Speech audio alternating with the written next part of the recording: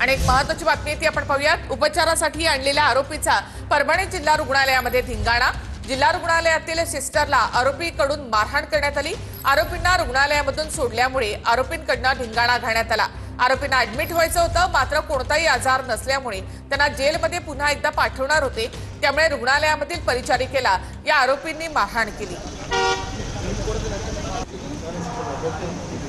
विकी काळे आणि सागर काळे असे दोन आरोपी आहेत। हिंगोली जेल जी आहे तिथून आपल्या इकडे दाखल करण्यात आलेले होते व त्यांना हेड इंजुरी झालेली आहे अशी कंप्लेंट होती। आपल्या इथं काल रात्री दाखल केल्यानंतर त्यांना आपण सर्व इन्व्हेस्टिगेशन केले, सिटी स्कॅन वगैरे सगळं आपण इन्व्हेस्टिगेशन केल्यानंतर आता ते नॉर्मल आहे, तर आपण त्यांना सकाळी डिस्चार्ज करतो। तर डिस्चार्जच्या वेळेस ते पेशंट जे आहे त्याच्यातलं एक व्हायलेंट झाल्यामुळे त्यांनी जे मारहाण केली त्याच्याबद्दल आता आपण जे पोलीस स्टेशनला तक्रार देणार आहोत व जो कोणी आरोपी आहे त्याला शिक्षा होईल।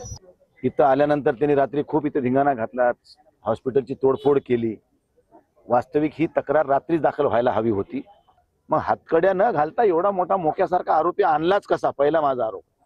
त्यामुळे ह्याच्यामध्ये ज्या कोणी पोलिसांनी निष्काळजीपणा केलाय किंवा ज्या जेलरनी ह्या ठिकाणी ज्याला कोणाला ड्युटी लावली होती त्या अधिकाऱ्यावर निलंबनाची कारवाई झाली पाहिजे।